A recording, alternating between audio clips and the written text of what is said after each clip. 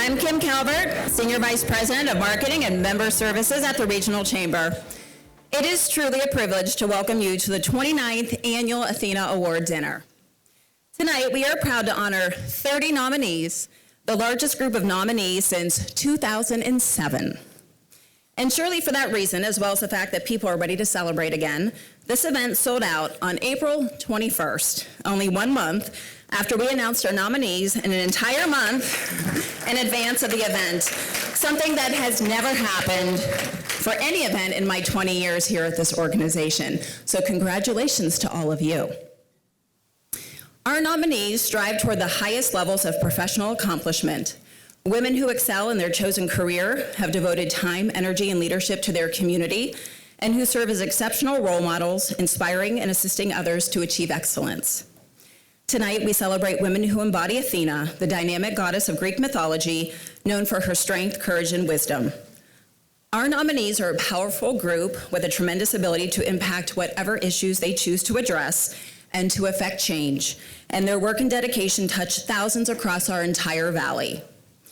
Over the past 28 years, we have honored around 1,000 women in our valley through the ATHENA Award program, heard so many moving and powerful remarks from our 28 recipients, and had some pretty spectacular speakers along the way.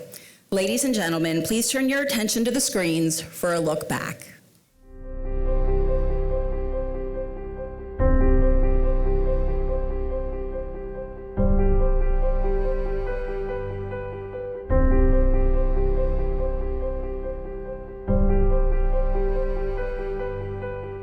Life is hectic and unpredictable, and we all go at an unbelievable pace.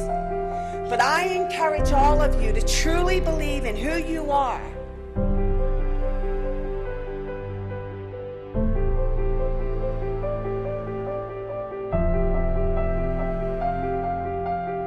At our orientation, Dr. Laura Meek said, it increases your circle of influence. I love that. That's what this is all about, making this world a better place. Today we are honoring the contribution of women here in the Mahoning Valley. I am proud to call this home. We have so many positive qualities in our valley and many great leaders making a difference every day.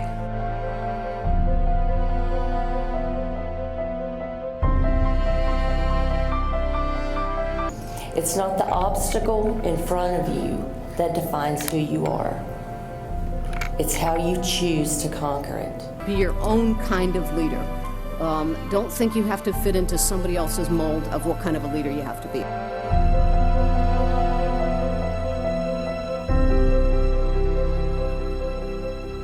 I'm so thankful to the Chamber for this opportunity and for the opportunity for women to come together and lead and to mentor each other and to show the world that we can have it all. We just have to juggle a lot of things, and it isn't always going to be perfect.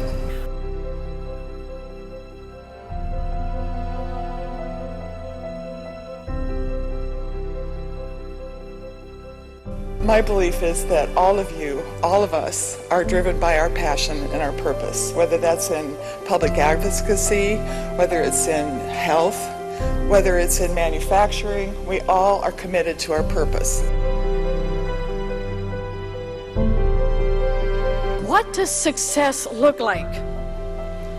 I heard a quote recently that said success is going from one failure to another with enthusiasm. This honor confirms something I've known about myself for a long time, and that's I am a hard worker, but I'm also really lucky.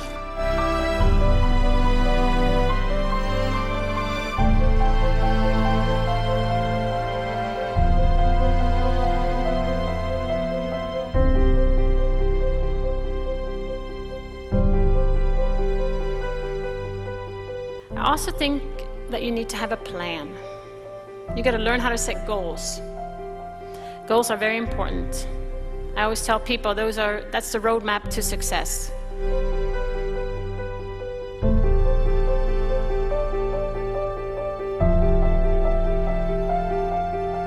I truly believe in life, the greatest privilege, the greatest responsibility for all of us is to help and serve each other. My fellow nominees, you exemplify that.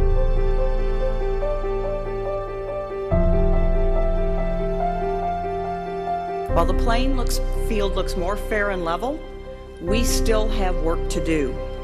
And as I said, that work to do is to nurture and develop the next generation.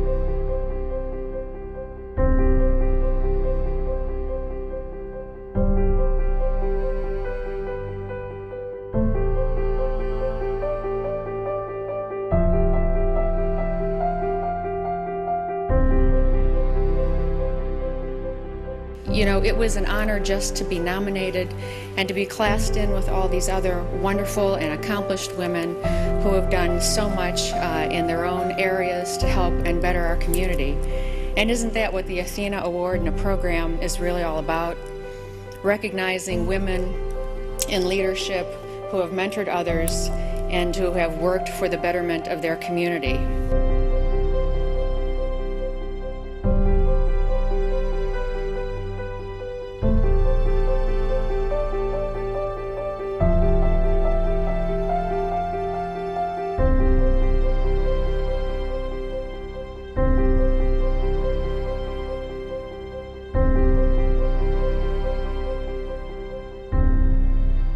Allow me to begin our evening with special introductions. Seated at our upper head table from your left to right on the stage are Guy Caviello, President and CEO of the Regional Chamber, Dr. Curran Katz, Senior Director for Data Science and Digital Health for Janssen Research and Development at Johnson & Johnson, and our keynote speaker this evening, Holly Swartz, Co-owner and Vice President of Personal Protected and our keynote presentation sponsor, the Honorable Teresa Delick, Mahoning County Juvenile Court and our 2021 ATHENA Award recipient, Lori Conine, Individual and Small Group Sales Director at Anthem Blue Cross and Blue Shield, founder of the Anthem Scholarship, and Sherry Harrell, President of the Community Foundation of the Mahoning Valley, which houses our ATHENA Scholarship Fund.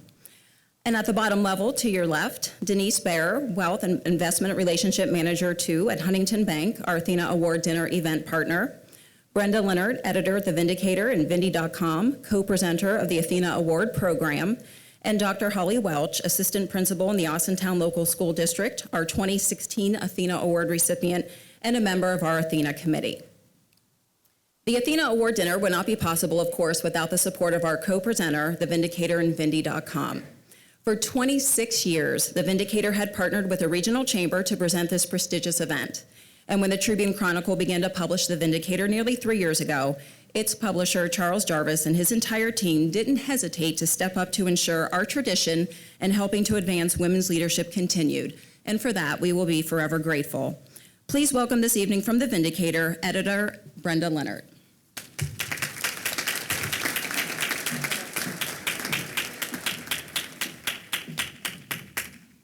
Thank you. Good evening, everyone. I'm so honored to be in attendance with so many incredible women from our valley. Some of these women I count as friends, and others I've never met, but know only through my newsroom's publication of the Valley Business Magazine, ATHENA Award Edition, that you'll be receiving tonight when you leave.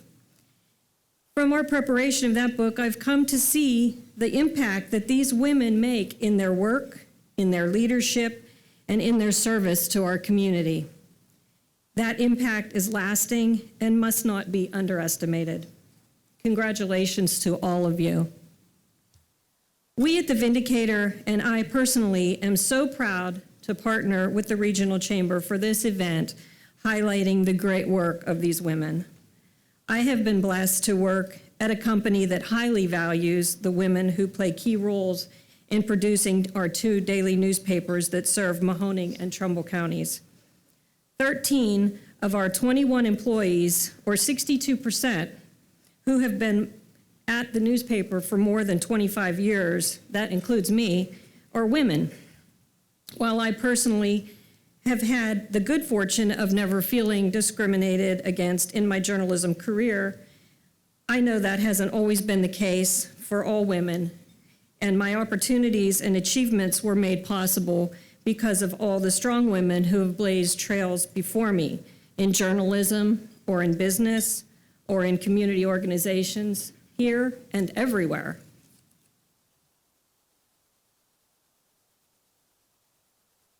As we listen to each nominee's story this evening, may we challenge ourselves to follow their examples.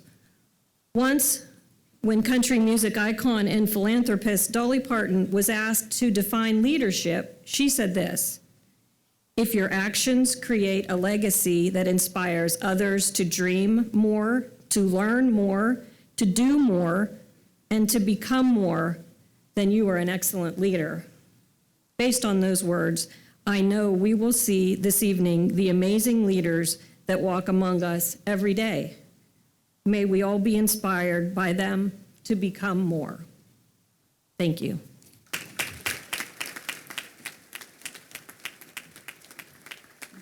Thank you so much, Brenda, and to the Vindicator again for so generously co-presenting the Athena program with us tonight. Our dinner partner, Huntington Bank, has been a great friend to the Chamber over the years, sponsoring many of our events, and for the past several years, our Athena Award dinner. We appreciate the support of the entire Huntington team and would like to call on Denise Baer, Wealth and Investment Relationship Manager 2, for remarks on behalf of the company. Thank you. Good evening. I'm Denise Galanatsis Bayer. I have to add the Greek part at an event named after a Greek goddess. I serve as a Senior Wealth and Investment Relationship Manager and Trust Officer for Huntington Bank's private bank. Huntington is honored to sponsor the 2022 Athena Awards. On behalf of my fellow colleagues, many of whom are in attendance this evening, we would like to congratulate the 2022 Athena Award nominees. We applaud your achievements, the time and energy you have devoted to your community, your profession, and especially for opening doors so that so many others can follow in your path. Your leadership is commendable. As a proud member of our community, Huntington has served local markets since 1866, and today still bears its founder's name, P.W. Huntington. Huntington has the scale and reach of a super-regional bank and the local commitment and accountability to work closely with the families and neighborhoods we serve. We develop and foster relationships across our footprint. This can only be done by earning trust, by listening, and understanding the unique needs that exist from corner to corner and street to street. Our purpose of looking out for people guides us to be a catalyst for positive change and to ensure that under-resourced consumers and businesses have the access to capital, affordable housing, and other resources to achieve their dreams and to pursue their goals. Following the acquisition of TCF Financial Corp. In June of 2021, we furthered our investment in our communities by committing $40 billion toward a new strategic community plan. This commitment supports affordable housing, small business lending, and increased capital to historically disadvantaged and low to moderate income communities. Aligned with the Athena Award nominees' mindset, at Huntington, our advocacy is about putting yourself in someone else's shoes, looking out for them, and being a champion for our customers and our communities. Again, congratulations to all of the amazing Athena Award nominees. You've truly earned your rightful position within this very honorable class. We applaud your efforts and ongoing commitment to excellence. Please enjoy this distinct honor this evening. Thank you.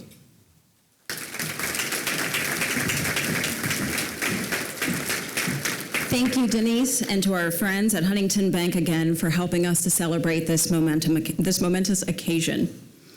We are so thrilled that Personal Protected joined us as the keynote speaker presentation sponsor this evening. Co-owner and Vice President Holly Swartz is a constant champion of the Chamber and our programs and was quick to jump on board to support our nominees and all of their hard work and efforts in our Valley. Please welcome for remarks, Holly Swartz.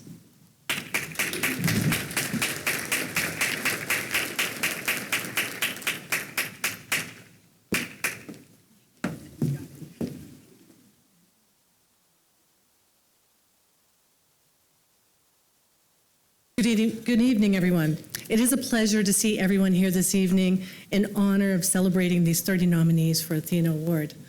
Last year's Athena winner, Judge Teresa Delick, said that she wanted to thank God because he set me upon a path of righteousness for his name's sake.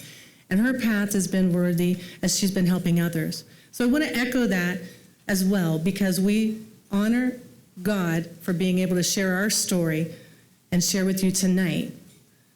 I wanted to talk to you about, my name is Holly Swartz, first of all, and I wanted to share that my husband and I, Jeff Swartz, you might have heard of us from our story from 2020, where Hitchhiker Manufacturing, which is our company, and it's a 52-year-old company, had some dilemmas when it came to the COVID outbreak and the shutdown. So we had a goal to keep our employees working and to be focused on helping people get back together again safely. And I wanted to be able to tell you that these years of expertise in manufacturing high-volume food trailers with the ability to produce tens of thousands of food for people on the midways and large events have given us the experience and knowledge to innovate and patent the quad sink. We designed these units for venues to implement additional hand washing for people's health. One quad sink serving 120 hand washes in 10 minutes or 720 in an hour was a solution to assist in slowing the spread of the virus and germs for the well-being of people everywhere. This was a vision that we are excited to share, so much so that we applied for and received a federally registered trademark on a healthy humanity. We are excited that Northeast Ohio is ground zero and have over 100 quad sinks in the Tri-County area, and now we have tapped into markets that we never expected we would. You can find quad sinks at schools, colleges, and fairs. You can find the test pilot quad sinks at the Ohio Turnpike, helping commuters. There are several of these in Bakersfield, California community that also uses a quad sink as advertising in 2 different languages for their local hospitals. There's a large entertainment venue in Wyoming boasting hand washing to major country western events and entertainment. The owner called us to tell us everyone loved them, even the drunks used them.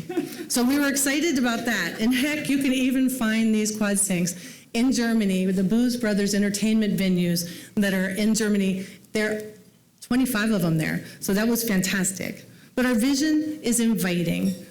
The quad sink has graphics to fit any venue's looks. And as a person walks up to wash their hands, they will see these graphics right in front of them.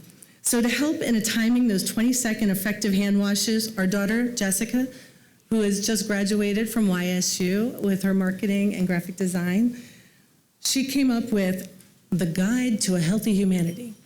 So we were excited to put that on our quad sinks. So basically, it's a way to engage a person washing their hands at the quad sink to get their full 20 seconds in. So next time you wash your hands, remember these steps to be a part of a healthy humanity. Step 1, wash your freaking hands. It is proven that washing your hands for 20 seconds will decrease the probability of you getting sick by 58%, according to the CDC. Wait a minute, you're halfway done. Ooh, okay. Step 2, eat your greens, take your vitamins, watch a cat video, but drink some water. But seriously, wash your freaking hands. So, all right, it's been 20 seconds. Go out and be a healthy, happy human because the world needs someone like you in it. That's how we hope to inspire and encourage you to take your health future into your own hands. So literally add some suds and wash them. So enjoy your dinner this evening as we go ahead and celebrate these women and enjoy Dr. Corinne Katz later as she speaks to us. Thank you.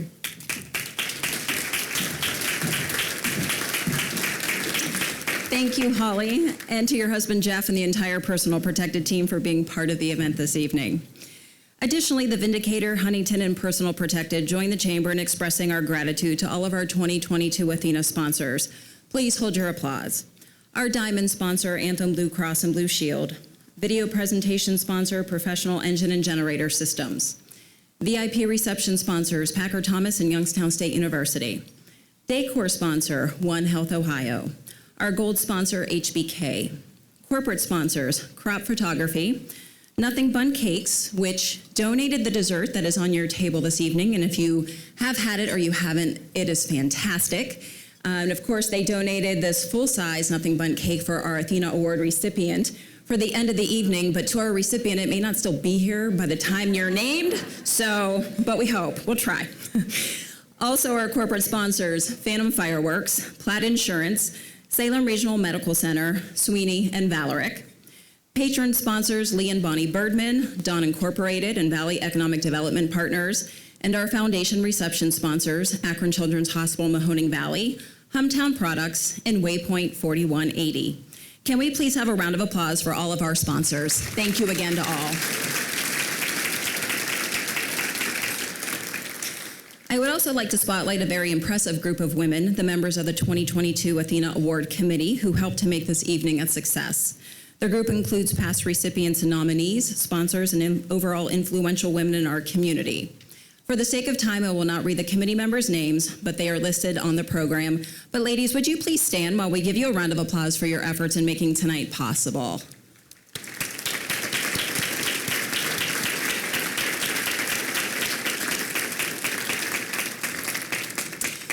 We also wouldn't be celebrating this event without the help of a wonderful team at the Regional Chamber. So a special thank you to Chelsea Pasquarella, Jacob Zillinger, Samantha Ensminger, and Kyle Devine for your hard work, creativity, and vision. And to the Chamber's President and CEO, Guy Caviello, our board chairman, Michael Schrock, and the entire board, thank you for your support of this program and all of the wonderful women we honor each year. Well, on May 13th, 2021, the Honorable Teresa Delic of the Mahoning Valley Juvenile Court was named our ATHENA Award recipient. And as she's about to tell you, that night and the past year have been quite an experience. Please welcome Judge Delic as she shares her thoughts on the honor and words of wisdom for our nominees, and then offers our invocation before dinner.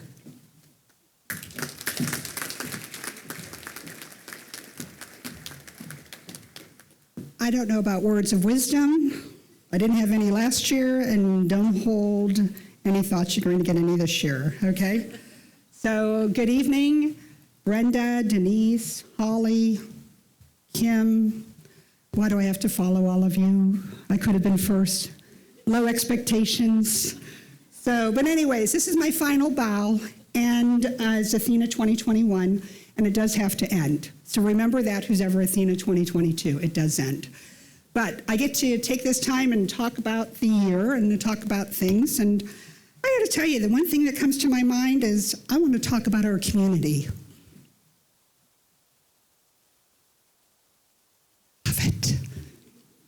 It's a great community. And I thought, thank you, it is. And I thought, I'm going to come up with 3 things that are great, that are applicable to tonight. And I want to let you know, I don't like being called the Rust Belt. So Brenda, remember that. Number 2, I don't like to be called we're a dying city. We're not dying, we're living. We're living. And is anyone else with me, right? So 3 things that make our community great, and I'm going to name them, and you're going to see they're applicable. Number 1, the Chamber. The Chamber celebrates women. How many chambers do that, right? And how many chambers do it on this grand level? I heard there are 650 people I can embarrass myself of in front of tonight. I thought, this is great. So I'd like to say, you know, the Chamber has intentional foresight to celebrate women. Women for how many years? Kim, I don't know how many years you've been doing this, but it seems like a lifetime for me, and I'm only 40. So 20-something? Okay. Guy, thank you for continuing it. This has been great. And we celebrate them not in like a luncheon, because there are over 500 ceremonies globally, and we're one of the few that does it at this extent. Seriously. We have all these people, a great dinner, fabulous speaker. They flew in, I'm saying, on a Learjet. And other ones do it on the luncheon. They celebrate one person, maybe 5, and they go, okay, we got to get back to work. No, we say we're going to do it right. And Kim, you did it right. You mentioned everybody else who helped, but I got to tell you, Kim, you lead the parade. So thank you. So thank you for the intentional action to the Chamber, its board, its members, and all of them who made tonight happen. And every year they make it happen. So thank you. The next thing our community does right is we celebrate women. Wow, one night a year, we're like saying, set aside, we're all getting together and celebrating 31 fabulous women. And this is more than last year, so I can only imagine next year, was it going to be 40 or something? But gosh, this is great. We celebrate these women who are doing great things in our community, at work, and then they also help other women rise up. I mean, it's just like, they're not like, oh, I'm up here, I don't have to worry about anybody. They go, no, I'm going to take other women and bring them up with me. Is that great? Is that great? There's no more glass ceiling. We're breaking it, ladies, and I thank you. I thank every nominee for everything they've done through their lifetime. You have inspired me to know how inadequate I am, so thank you very much. But so I know tomorrow I'm going to go out, look at what you've done, and say I'm going to do it twice as hard, right? So thank you. Thank you for being a leader, a dynamo, and someone who brings passion to our community. Passion in every step, work, community, and other women. Thank you. And they all have fabulous lives, and I thank you for that.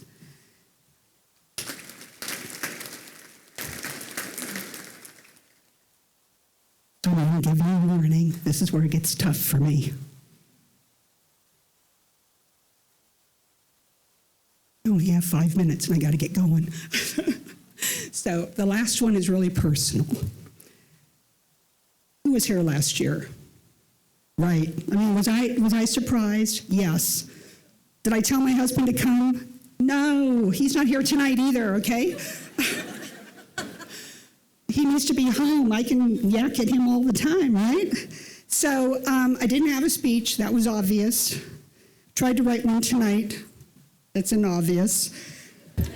And I came late, and I was thinking of every reason in the book to leave. I even have an app that calls you to fake an emergency. Don't think I didn't think about it, okay? So I waited like a good girl, because I'm a good girl. Ask anyone who went to high school with me, I was the brownie.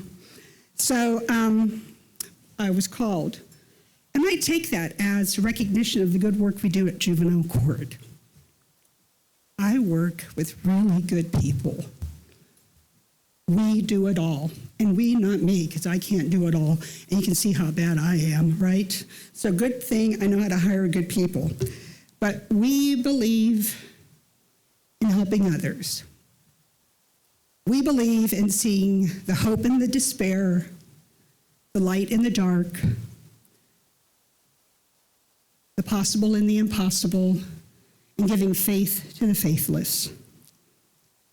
We believe in not giving up. And we believe that by believing in others, we believe we'll be a better community. I was really surprised that I was selected. And I say we all the time because everyone knows I don't do it all, right? So when I was called, I was really surprised. And I'm going to tell you why, because I didn't tell you last year. And I'm going to tell you why I was surprised.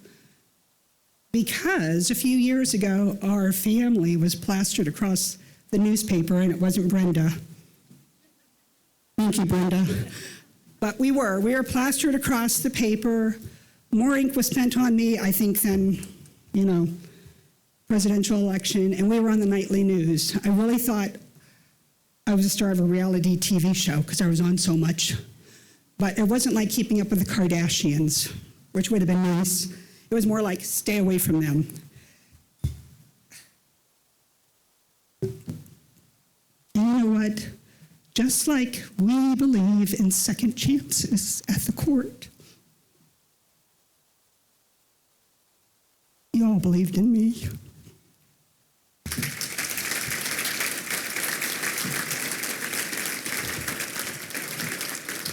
So that was nice, because we believe in second chances at the court. We believe that giving up is not a solution, it's an excuse, and we have to keep going. And despite my errors and missteps and scars and wounds and all the newsprint and headlines, I was still selected, and so I was shocked. I was shocked I wasn't banished, I wasn't shunned. I was shocked that this community welcomed me, and the chamber thought I had done something. So it was very encouraging. And just a quick commercial break for all of you. My son graduated summa cum laude and was inducted into 2 honor societies.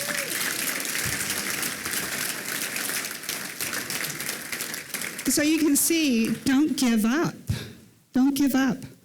And I don't give up on my children, and I won't give up on any child or family that comes to us in juvenile court, because that's what we do. And that's what we do as a community. We don't give up. Rust Belt, forget it. Brownfields, forget it. We don't give up. We keep going. We're survivors, and we're going to make tomorrow better than today. We're making today great, so I can only imagine tomorrow. So thank you for letting me be Athena 2021. Thank you for believing in me. Thank you for re-electing me. I'm on my last term, just to let you know. I'm aging out.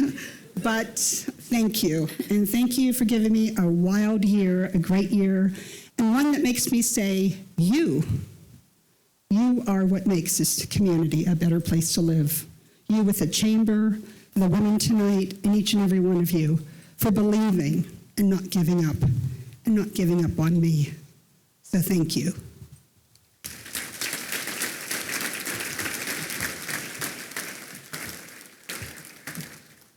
So you get to hear from me again. But I give the Athena invocation.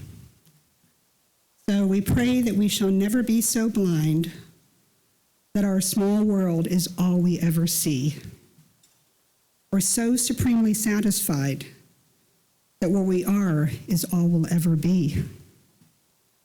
Give us the job of feeling someone's need. Make us gracious followers. Make gracious those who lead.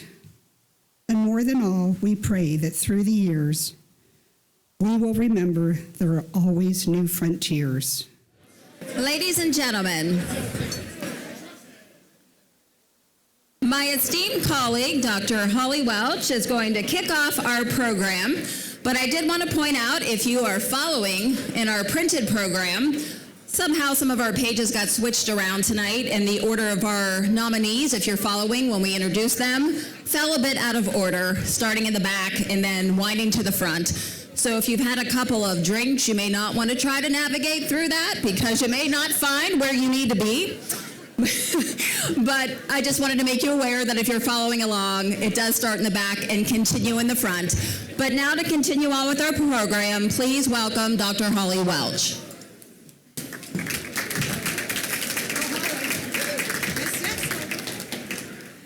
Thank you, Kim.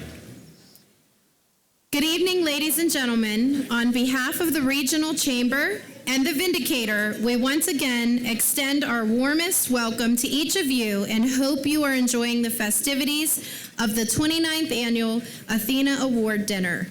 It is a great evening to celebrate the accomplishments of our 30 amazing nominees, as well as all who have come before them since the inception of our ATHENA program. We also hope that you are savoring this wonderful meal, the ambiance of Waypoint 4180, and the spectacular outdoor views. Please continue to enjoy your dinner and dessert as we move right into our program. But first, our order of business is to talk about the donations you so generously brought here. With the Regional Chamber's signature events garnering crowds of this size, the team felt compelled to partner with various nonprofit organizations for 2022 to bring more awareness to their work and needs and help by asking event attendees to donate items to worthy causes. Tonight, we are focused on the Beatitude House of Youngstown, which is committed to serving all disadvantaged women and children. By creating homes, providing educational opportunities, and fostering healthy families, they provide them with the opportunity to transform their lives. We're so proud to say that your donations added up to, and take a look at the screen.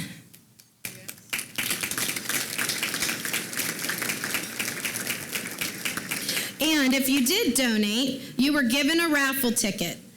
We asked those at our head table to draw 4 tickets, and those folks will win a $25 gift card to a chamber member establishment. If you have these numbers, please pick up your gift card at the registration table on your way out. And in lieu of numbers, we'll just say names. Bree Little, Dawn Turnage, Sam Gilmore, and Allison Carosi. Congratulations. The inspiration for the ATHENA Award originated in Lansing, Michigan in 1980. It was there that Martha May Hood Mertz, while serving on the chamber board, realized that award programs recognizing working women were few and far between. She mobilized the community and rounded up sponsors, and the first ATHENA Award was presented in 1982. Since that moment, there have been more than 8,000 individuals in 500 communities around the world who have received the award and become part of the ATHENA International. The ATHENA Award was first presented in the Valley in 1990. Dorothy Perrin, who was the president of the Youngstown Business and Professional Women's Club in the 1980s, attended a convention in Charlotte one year and found out more about the ATHENA program when the beautiful bronze sculpture that was on display caught her eye. She knew the program would be a great one for the professional women in our region and brought it to town. She secured Oldsmobile as the sponsor of the first award and partnered with the chamber to present the first event. And here we are, 32 years later. After the 1991 ATHENA Awards were presented in our valley, the program went into hiatus with the merger of the Youngstown, Niles, and Warren chambers. In 1995, the ATHENA was reinvented, and the Regional Chamber and the Vindicator joined forces as co-presenters. We are very proud to be part of that tradition. The ATHENA program also provides an incredible resource for past nominees and recipients, creating a strong and valuable network for professional women in our area. Tonight, we have several past ATHENA Award recipients whom we would like to recognize. When your name is called, please stand and remain standing until the last name has been called. Please hold your applause until all past recipients have been named. At our head table, the Honorable Teresa Delick, Kathy Cook, our 2016 recipient, Jeannie Abel, 2015, Attorney Marty Bushy, 2011, Attorney Shauna L'Italien, 2010, Molly Seals, 2007, Senior Patricia McNicholas, 2005, Marie Izzo Cartwright, 1991, and Helen Pays, our first recipient in 1990. Can we please give them a round of applause?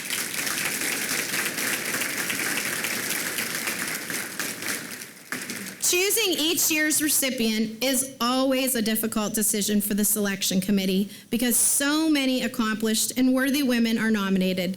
We would now ask all past nominees in the audience to stand and be recognized. Round of applause.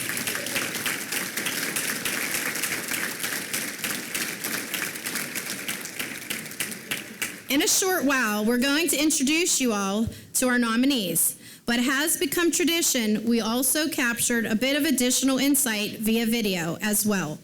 We asked our nominees a few questions, and throughout the evening, we'll show you their answers. Please direct your attention to the screen for the first segment.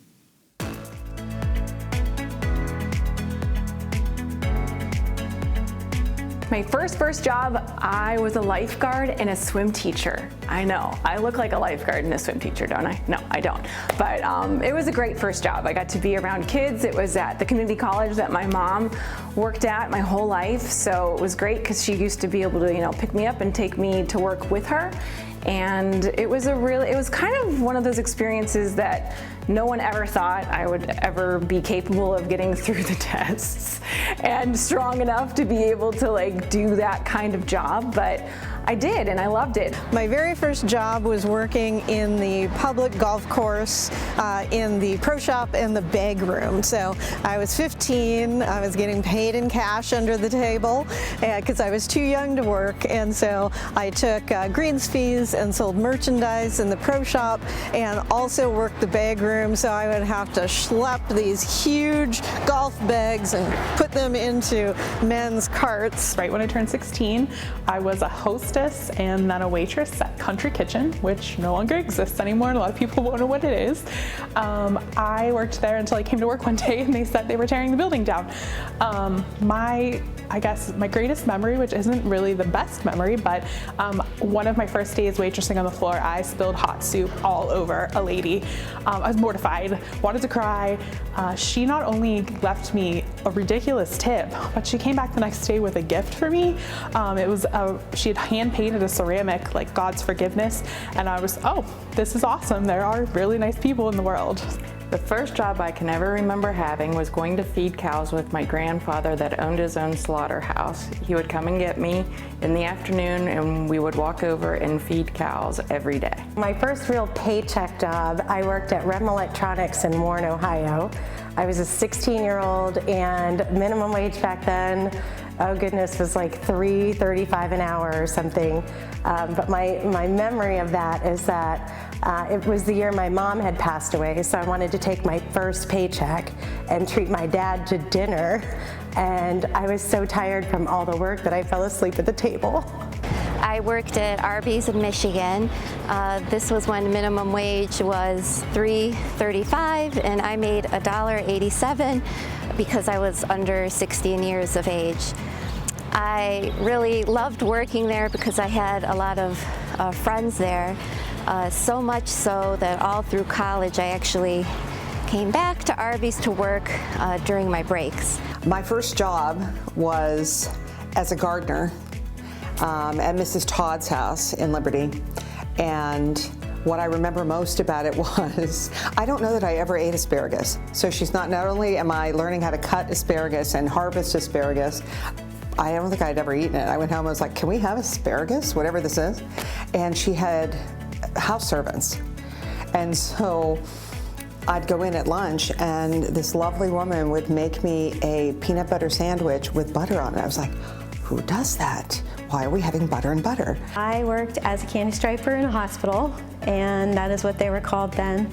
So basically, I would help to assist feed the patients, to deliver the books and the newspapers that the patients would choose to read, and also at the soda fountain bar. So we literally wore red and white pinstripes that were known as the candy stripers, just like the candy cane. So my first job was the summer of my high school year. I was a bookkeeper for a local small business.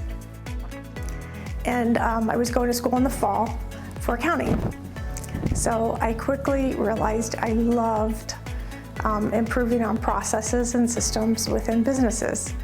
Unfortunately, I also learned that everyone else did not share in my eager and enthusiasm. My very first job was at dry cleaners when I was 16. The dry cleaners did not even have an actual cash register. It had a money drawer and a calculator, so that was my first job of learning and making sure that my math teachers were very proud of me. I was a babysitter, and I babysat for a couple of families, but one in particular had a 7 or 8 year old girl. And I remember going over one evening to babysit. I had just gotten my hair cut. I got bangs for the first time, thought I looked great. And so the parents leave for the evening. I ask her what she wants to do, and she walks over to her bedside table and grabs a hairpin. And she says to me with a straight face, "You got bangs cut? I don't like them. Pin them back." And so I took the hairpin and I pinned my bangs back because I was ashamed at my new haircut, and she made me feel horrible. So that is a perfect analogy for my entire babysitting career. I just got a driver's license, a little over 16, worked at the Gap, and I did not realize I was going to be working security detail, I guess. So learned how to take down shoplifters and deal with that kind of stuff. Plus I learned how to fold clothes because that was not something I was that good at. My first job was a receptionist at a hair salon, taking appointments and helping my stylist out. That was a way I could get my hair done as a teenager and not have to pay for it. So that was my first job ever, and I absolutely loved it. My first job was working at a bakery, cafe, and deli in the local area right after my sophomore year of high school. We learned to make the coffee drinks, we learned to make the sandwiches, but didn't learn how to bake. The good part of the job was anytime they burnt the cookies or made something that they couldn't sell to the customers, we got to enjoy it. 14 years ago, the Athena Committee established a scholarship to further the goals of the Athena mission to advance women's leadership and promote education. In conjunction with the Community Foundation of the Mahoning Valley, which manages the Athena Scholarship Fund, we were able to award a deserving student a $1,500 gift to continue her education. In addition, I'm proud to announce that this year's recipient will also receive an iPad donated by Lee and Bonnie Boardman. Here to introduce our 2022 Athena Scholarship recipient is the president of the Community Foundation of the Mahoning Valley, Sherry Harrell.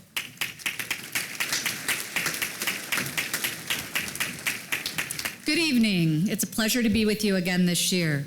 And it is my distinct honor to present this year's Athena Scholarship to a deserving young woman who clearly stood out among the applicants.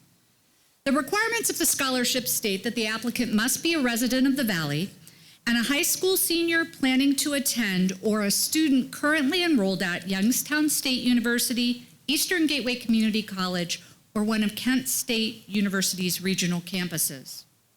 The recipient of the Athena Scholarship should demonstrate initiative and excellence in her educational or work pursuits, a proven record of community involvement, and commitment to and experience in mentoring others.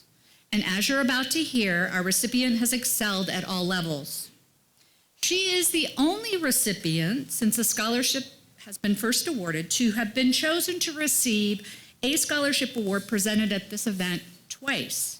In 2020, when she graduated as valedictorian from Western Reserve School, she received the Anthem Scholarship. And this year, she is the recipient of our Athena Scholarship. Now, Annabelle Himes is studying Business and Human Resource Management at YSU, where she maintains a 4.0 grade point average and will be a junior this fall. Annabelle has been on the Deans and Presidents lists and received the Williamson College of Business Entrepreneurship Award. She is a member of the Honors College, Presidential Mentors, WCBA Student Leadership Council and Business Leaders, Beta Gamma Sigma, the Women's Soccer Club, and President's Residence Hall Leaders. She is president of the Society for Human Resource Managers at the university and vice president of the Student Nonprofit Leadership Organization. She is also, I don't know when, but a frequent volunteer at the rescue mission of the Mahoning Valley, Angels for Animals, and other organizations. When she was 16, Annabelle started a small business called Heroes and Tiaras. This organization provides classic princesses, superheroes, and other characters for birthday parties, community gatherings, and other events. On Halloween and at Easter, the business partners with Miss Dana's Diamonds and Rulli Brothers to create holiday events specifically for individuals with special needs in our valley. She plans to continue holding these programs and hopes to expand them to positively impact those with special needs and their families. And we have no doubt she will succeed at this and every other goal that she sets. Ladies and gentlemen, please congratulate our 2022 Athena Scholarship recipient, Miss Annabelle Himes.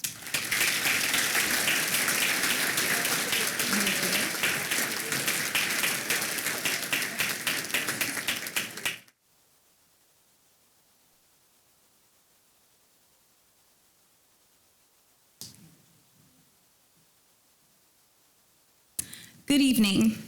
I'm honored to be here with you this evening. I had the honor of attending this beautiful ceremony last year, and I'm so glad to be back this year. I would like to thank my entire family, and especially my little sister, Sherlyn, for all their support. I feel privileged to be here celebrating the accomplishments of these astounding professional women in the Mahoning Valley. I'd like to thank the women in this room for setting a wonderful example of how to be a leader and persevere in your passion for business, education, and the welfare of all human beings. Thank you to the Youngstown-Warren Regional Chamber and Scholarship Committee for selecting me to be the recipient of this year's ATHENA Scholarship. I am so thankful and appreciative of your support in furthering my education at the Youngstown State University. After receiving my degree at YSU, I plan to continue running my small business, Heroes and Tiaras. Like you, I have my dreams of enhancing the Mahoning Valley and my business. I hope to help and employ teens through young adults that have interest in business, performing arts, education, and helping others. At Heroes and Tiaras, we bring classic princesses, superheroes, and additional characters to life. Our goal is to teach children that they can be anything they want to be and to never stop chasing their dreams. By receiving this scholarship, it has allowed me to become closer to accomplishing my educational goals of becoming a graduate and receiving my degree from YSU. Thank you is not enough for all you've done for me, but again, I say thank you for giving me this wonderful opportunity, and I will forever be appreciative.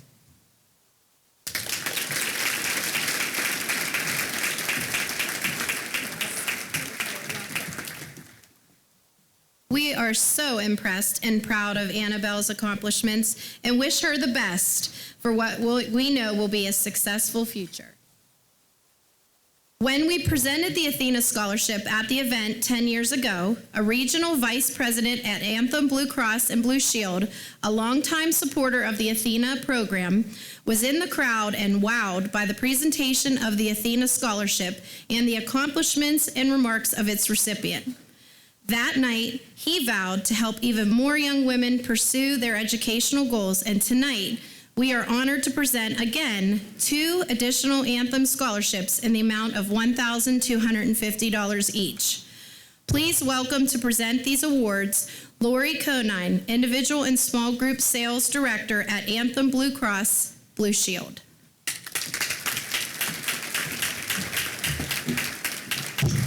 Thank you very much. I am so honored to present these 2 scholarships on behalf of Anthem this evening. Our first recipient, Jaslyn Flores, is graduating from Campbell Memorial High School with a 4.0 and is first in her class.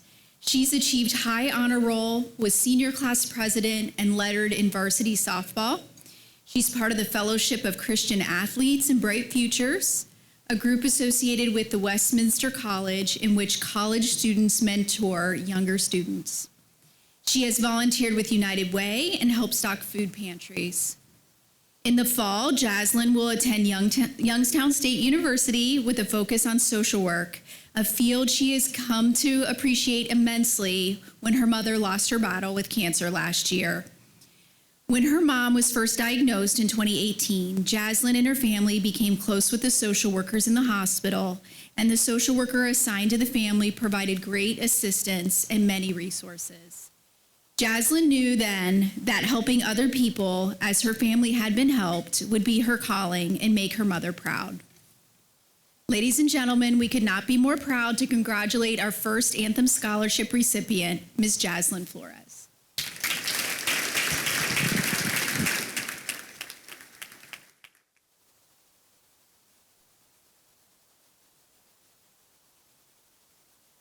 Thank you all for having me today. It's not only a great honor, but it's a blessing and a privilege to be here in front of so many amazing people.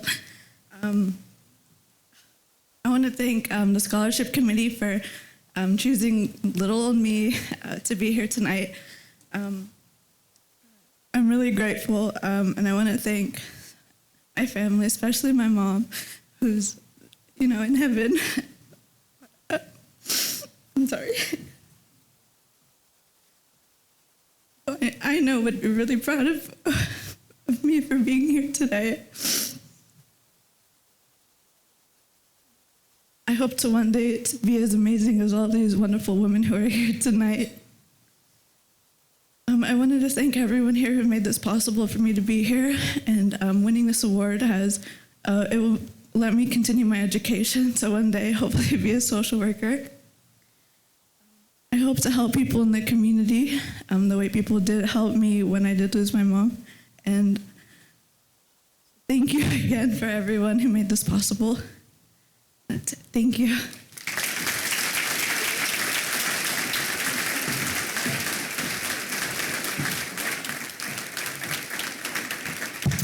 Thank you, Jaslyn, and congratulations again on all of your hard work and achievements. We wish you the best for much success.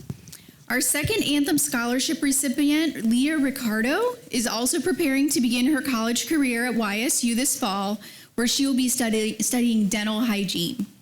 While most people dread going to the dentist, Leah has loved the dentist office since she was a little girl. At the time, because she could choose a prize from the treasure box, but as she got older, because she appreciated the staff in the office. As she chose her profession, she wants to ensure people can smile, to show off healthy teeth and feel good about themselves. The graduating Beaver Local High School student who has a 3.96 GPA is on the National Honor Society and was named the OVAC All-Conference Academic Team the past 3 years. Leah plays varsity volleyball and also on the varsity swim team. She's completed more than 100 hours of community service that included collecting money and supplies for animal shelters and food for families in need, as well as working many youth sporting clinics.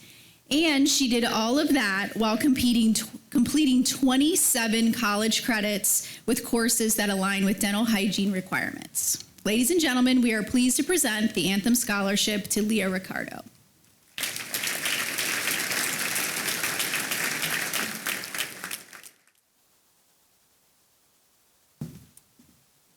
Good evening, everyone. I would like to start by thanking the Youngstown-Warren Regional Chamber, the ATHENA organization, the Anthem Blue Cross and Blue Shield, and the Vindicator for the opportunity to be here this evening. I would also like to thank my family and my teachers and all of my friends for pushing me to better myself in and out of the classroom. I am extremely honored and proud to be included in this event with so many amazing women tonight. Next, I would like to thank Nancy Kuzenko and the Scholarship Committee from Anthem for recognizing my accomplishments, realizing my potential, and selecting me as a recipient of their scholarship.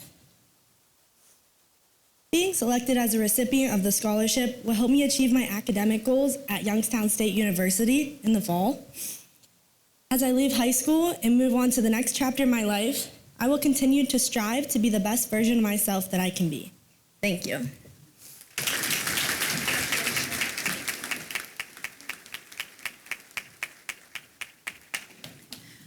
Thank you, Leah, and congratulations again on all of your accomplishments and hard work. Can we have one more round of applause for our 3 scholarship recipients? Thank you, ladies. We wish you the best as you continue on your journey in the future. Before we officially introduce our 2022 ATHENA Award nominees, I ask you again to turn your attention to the screens to hear what they have to say.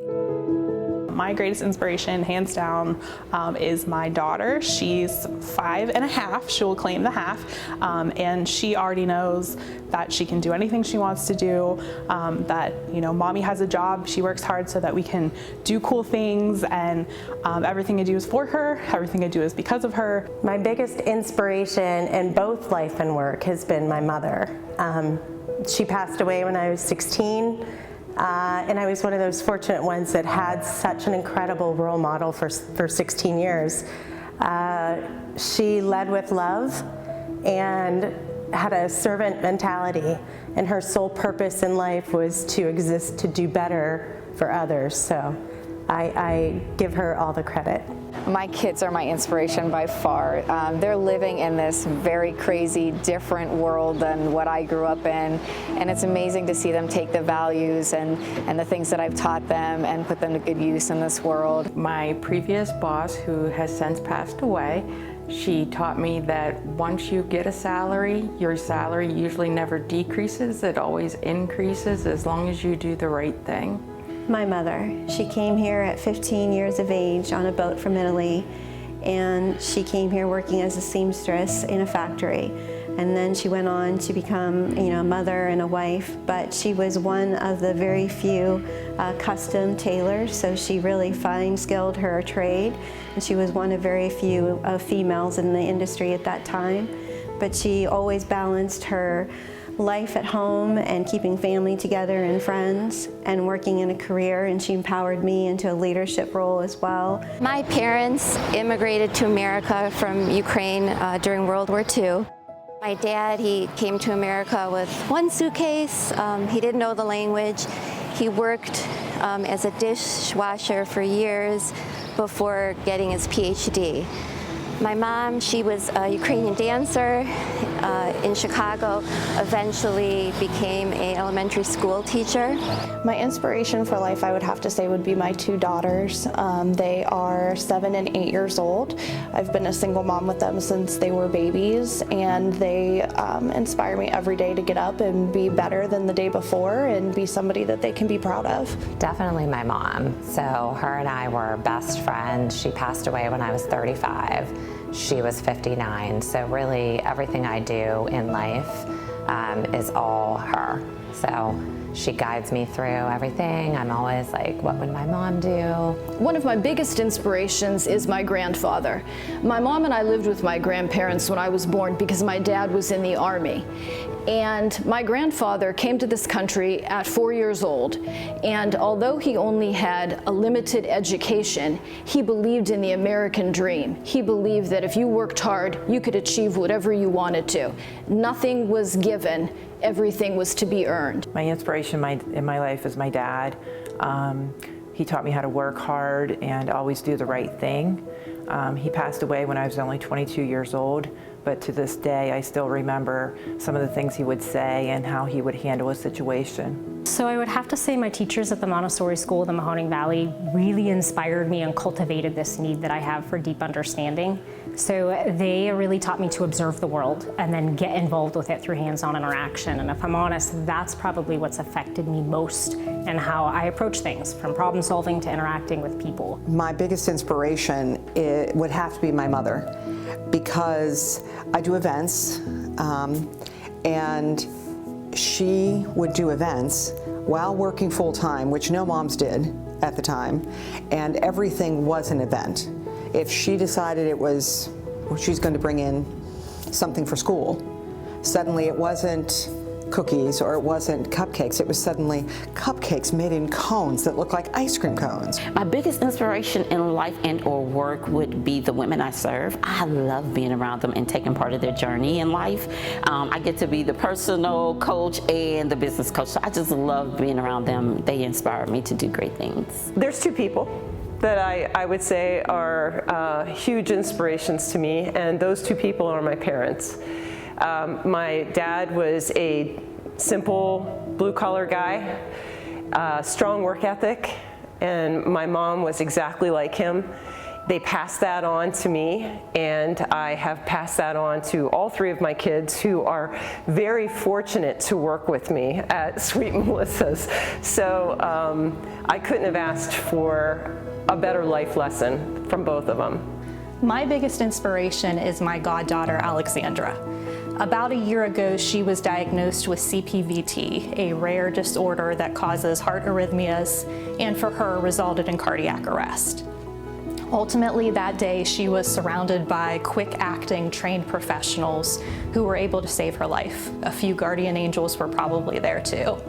But she reminds me every day that we have challenges and we have to work through them with our strength, with our grace, and with our humility. And she also reminds me that life is very fragile. So for those reasons, I am so proud to be your godmother, and she is my inspiration. Through the selection process, we have received volumes of information that describe and attest to the impressive accomplishments of this year's group of nominees. For the sake of time, we are only going to share highlights, but have included more information in your program and mini stories in the special ATHENA edition of the Chamber's Valley Business Magazine, which will be distributed when our event concludes. We will present each nominee with a certificate, reduced version of the full-page ad the Vindicator recently ran with all of the nominees' photos, and a special gift. I would like to ask Marcy Angelo, Rochelle Babcock, Joy Pocabla Byers, Stacy Call, and Allison Carosi to come up to the left of the stage, right where the Chamber's Chelsea Pascarella is waiting to greet you. While I'm reading your introduction, please join Dr. Curran Katz and Denise Bayer to have your photo taken and receive your gifts. We ask that the audience please hold your applause until the first group is completed. Marcy Angelo is the Director of Operations at White Glove Payroll, where she has helped grow the company's revenue by 80% from 2020 to 2021, and the client base by 35%, and from 13 states to 18 states. She is a dedicated volunteer, having served more than 15 organizations in the past 10 years, including 2 that she co-founded, No Grave Left Unmarked and Project Tom. During her 26 years at Trumbull Community Action Program, Rochelle Babcock started registering children for the agency's Head Start program and worked her way to Chief Administrative Officer. She was awarded by the Ohio Association of Community Action Agencies for her service, and in 2020 was certified as a nonprofit accounting professional. She actively volunteers for several organizations in Trumbull County. It's the charge of Joy Pocabla Byers to ensure students at Youngstown State University engage in the full experience of college life, from dorm living to club sports. The Associate Vice President, Division of Student Experience, began her career at YSU in 2005 as Assistant Director of Programs and Special Events, and has received several service awards in the past few years. As Market Chief Nursing Officer for Mercy Health Youngstown and Lorraine, Stacy Call leads a staff of more than 3,000 on the nursing services team, including nursing leaders, clinical nurses, and support staff at 5 hospitals, and oversees an annual operating budget of nearly $200 million. At the height of the pandemic, Stacy led the charge in reestablishing visitation for COVID-19 patients in a safe way. At We Care Daycare and Learning Center and Lads and Lasses Academy, Allison Carosi has worked her way up from an infant caregiver to Director of Operations. She is directly involved in client enrollments, as well as achieving and maintaining a 5-star rating in Ohio's Step Up to Quality program. Allison uses her experience and dedication to children to impact young lives in a positive way. Can I please have a round of applause for our first group of nominees?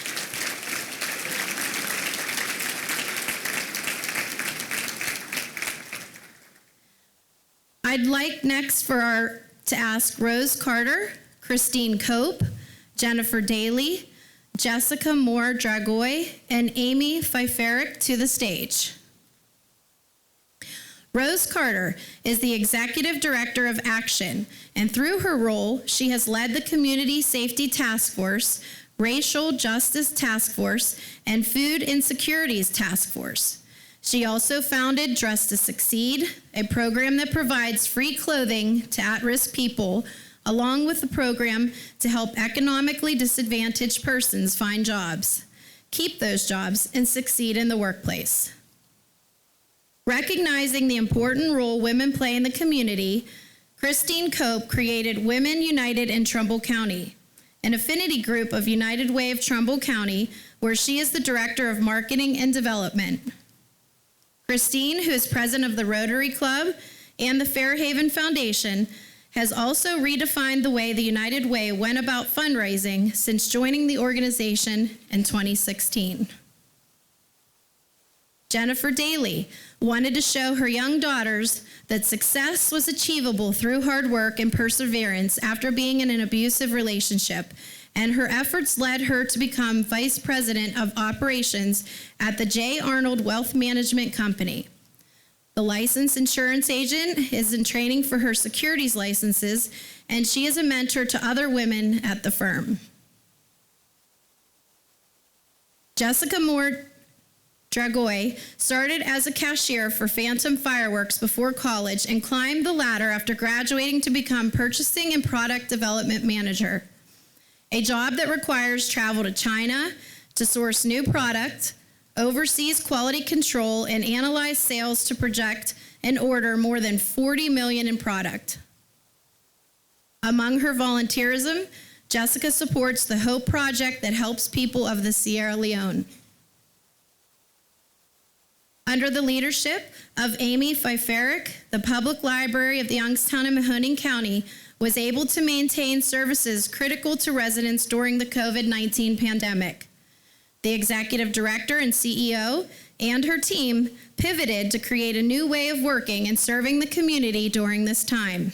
Amy has also worked to expand partnerships in the community to help those who live and work there. Can I please have a round of applause for our second group of nominees?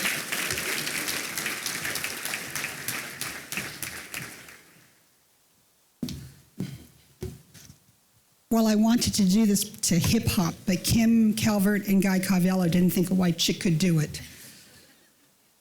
So I'll do it in my normal voice.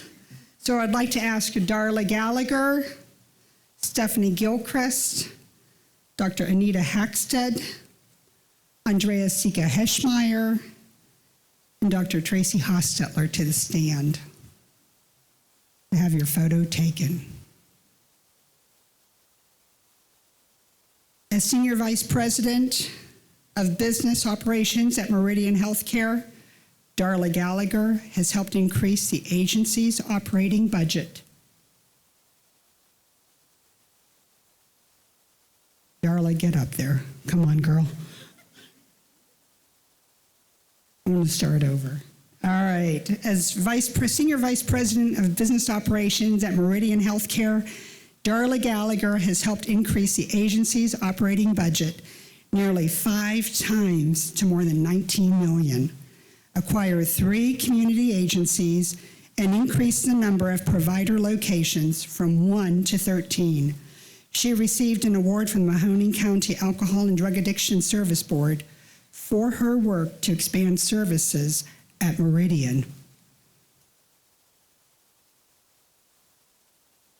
Stephanie Gilchrist. Her mission as Regional Director of the Minority Business Assistance Center at the Youngstown Business Incubator is to help create and grow women-owned businesses in the Valley. She helped launch the Women's Entrepreneurship and Youth Entrepreneurship programs to help female and young budding entrepreneurs. She is a member of the boards of the Autism Society of the Mahoning Valley and Valley Economic Development Partners. Since Dr. Anita Hackstead was appointed President CEO of the Salem Regional Medical Center in 2013, healthcare services there have grown tremendously, from new cancer and infusion and bone and joints centers to a new radiation therapy department. Dr. Hackstead, the hospital's first female CEO in more than 100 years, continues to grow services, including a new $45 million medical center at Firestone Farms in Columbiana. In addition to launching her own marketing and consultant agency, Marquee Creatives, in 2019, Andrea Sika Hirschmeyer she's so passionate about culture in our valley. She founded Polish Youngstown, a group focused on supporting and revitalizing the Polish culture here, and also founded Simply Slavic with the mission to educate the local Slavic descendants about the traditions and people who live in Eastern European region. When Dr. Tracy Hostetler was appointed Superintendent of the Educational Service Center of Eastern Ohio in 2018, she was faced with a daunting task. The organization had a multi-million-dollar deficit, one that threatened the existence unless swift changes were made. Dr. Hostetler made difficult decisions that would ultimately result in a sound budget and continued services for the 25 school districts, 40,000 students, and thousands of teachers who fall under the ESC. Can we please give these 5 nominees a round of applause?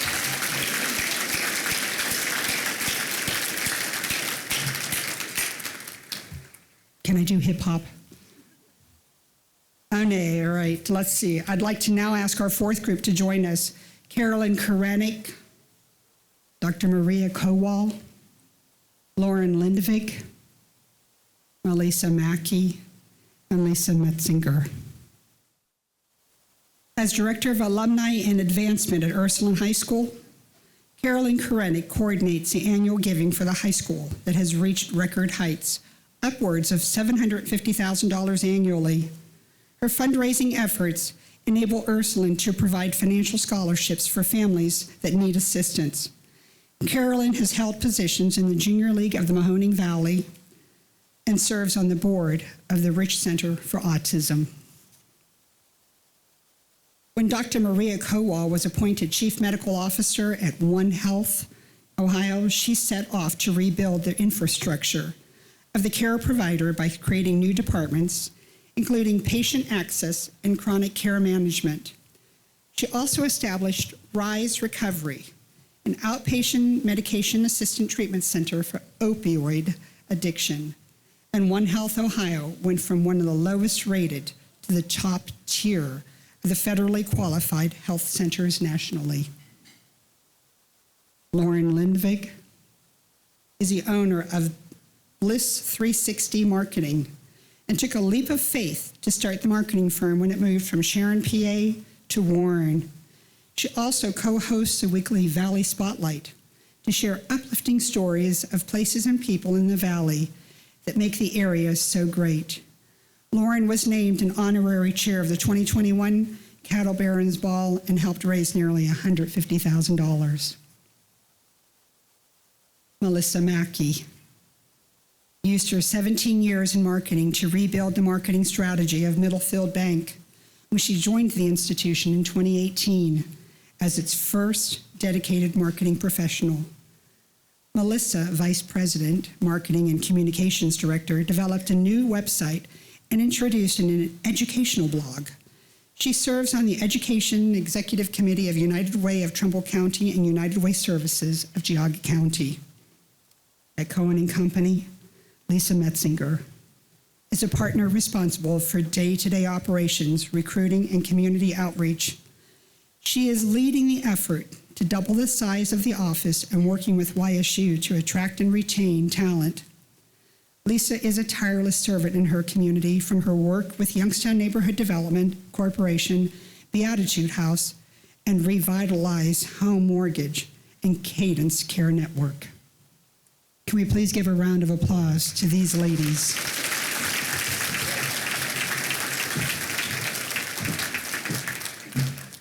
Thank you, Teresa. I'd now like to ask our next group of nominees, Mary Mihalopoulos, Teresa Miller, Don Achman, Melissa Poland, and Amy Reinald to join Chelsea near the stage, and then Denise and Dr. Katz for a photo as I read your introduction.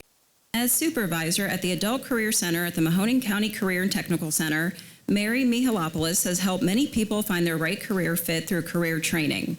She is responsible for the successful annual graduation and job placement of roughly 150 students from career certification training programs, including the full-time adult automotive technology program, which she helped develop. Teresa Miller, Executive Director of Valley Economic Development Partners, started with the agency that helps create, retain, and expand small businesses in an entry-level position in 2006. During the pandemic, Valley Partners funded nearly $35 million of PPP loans for more than 740 small businesses. Teresa is a member of the Board of Junior Achievement of Mahoning Valley and volunteer teacher, helping kids learn financial literacy lessons. Dawn Incorporated President and CEO Don Achman founded her company with one dump truck when she was 25 and has since grown it to provide construction services in 6 states. Dawn mentors women-owned businesses via a federal program for small disadvantaged businesses and was named runner-up for the U.S. SBA's Women in Business Champion Award in 2013.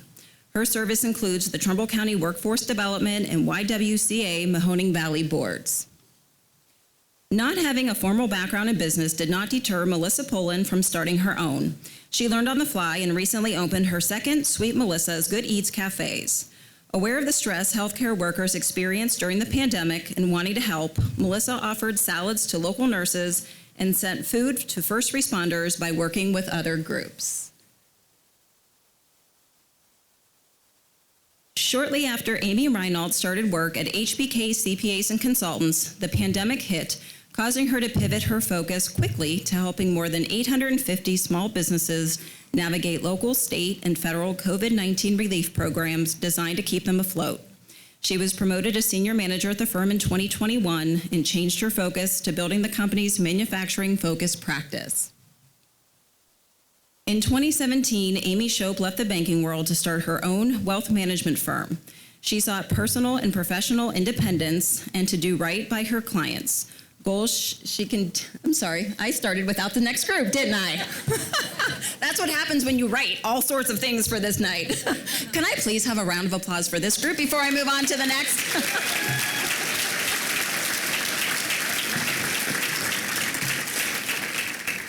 All right, so now I would like to ask Amy Shope, Julie Soul, Dawn Turnage, Angela Vincent, and Cynthia Wallet up to the stage.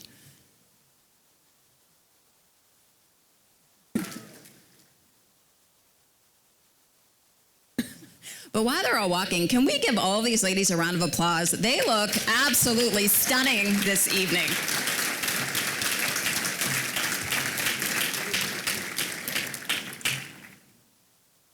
All right, Amy, let's start again.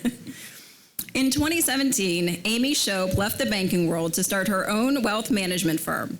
She sought personal and professional independence and to do right by her clients, goals she continues to reach at Laner Shope Wealth Group, where she is owner and managing partner. A mother of a child on the autism spectrum, Amy is working toward a special needs consultant designation to better help the special needs community. As CapEx Projects Manager, North American Region for Valorec, Julie Soul manages a $50 million annual portfolio of capital investment projects at 4 Valorec entities at twice as many sites. She champions getting more young women involved in STEM, volunteering at the Lake to River Science Fair and YSU Science Day, and helped organize the Women at Valorec group, which holds outwork seminars and acknowledges exemplary women in the company.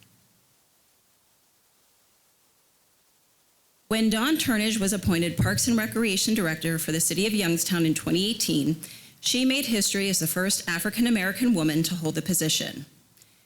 In that role and as a member of the Youngstown City Schools Board of Education, she keeps a finger on the pulse of the community and youth development as she works to be an agent of change.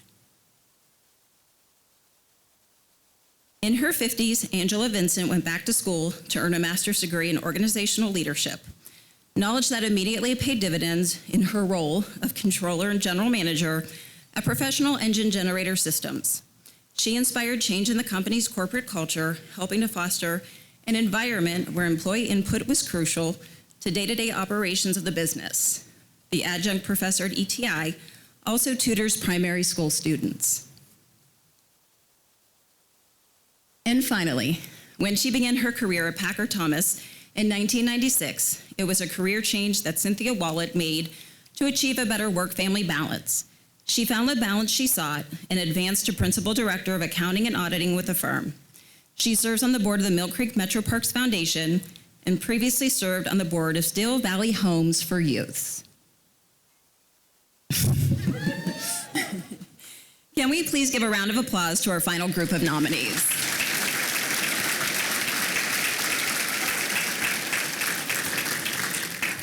And of course, we're going to keep you in suspense a bit longer, and we'll name our 2022 Athena Award recipient a little later. And in a moment, Holly Swartz, Vice President of Personal Protected, is going to introduce our speaker for the evening. But first, I ask you to direct your attention to the screens once more.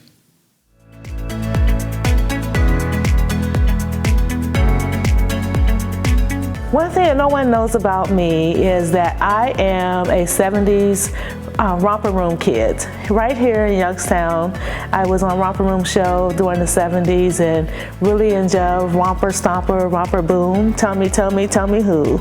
Something not a lot of people know is that I was born without a sense of smell. So the next question is usually, can you taste? Yes, I can, but things taste different to me than they do to you. There's no rainbow of flavors in Skittles or Lifesavers.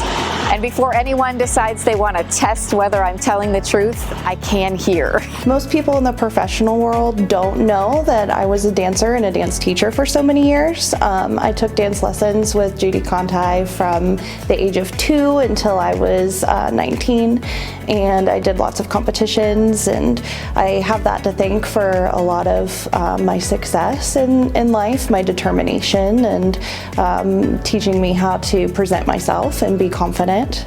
I've thought long and hard about this, and I really don't know that there is anything because I talk so much. I am the person that tells the girl at the grocery store my whole life story.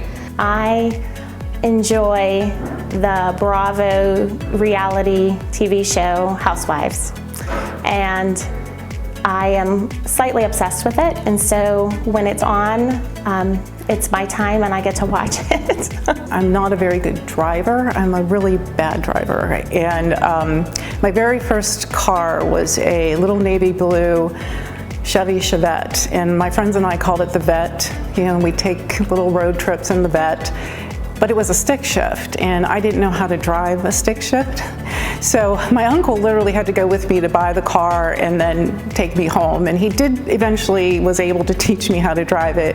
But I probably burned through a couple transmissions trying to do that, but I eventually got the hang of it. I have over a dozen tattoos.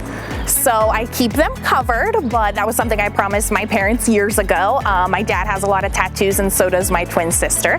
And when I got my first tattoo, my mom also got one because she said that her baby girls couldn't get a tattoo if she didn't have one. Something no one knows about me is I was the only one in my family to attend college. I am addicted to HGTV. I could be the next Joanna Gaines. I really could be. I think I do a better job than she does. I think I do. The first one is I would sell my soul for a 1970 Plymouth Superbird with a 426 Hemi. A motor-head at heart, for sure, guilty as charged. And the second, more nerdy thing that no one knows, not one person knows up until this moment, is that I color code my hangers with the garments that I put on them. I originally went to school for music therapy. I was a voice major, and although I don't use music in my everyday life anymore, I love musicals, and my favorite musical is Seven Brides for Seven Brothers. I always wanted to be a sports broadcaster. I have a degree in broadcast journalism, and I'd worked at a number of local stations in the Youngstown area and had done 2 of the local segments for Children's Miracle Network Telethon. But my dream was to always be a sideline reporter for major college football games, and then the big dream would be to be in the studio on Sundays for NFL football interviewing coaches and players. Most people probably don't know that I started out my college experience at West Virginia University, WVU. And my father and mother took me down on Saturday, got me all set up, and by Monday night I came home. So I got homesick, and my dad, I was the baby of the family, so my dad, of course, came and got me when I called and brought me home. So to this day, it's a big joke in my family about my one day at WVU before I came home and did go to Youngstown State University, and it all worked out the way it was supposed to. I love to draw, so that's one of my stress relievers. I like to do portraits of people. I've gotten into digital art a little bit, never took an art class in my life, and that's one of my goals. Someday in my life, I'm going to take an art class so I can actually do a good job at it.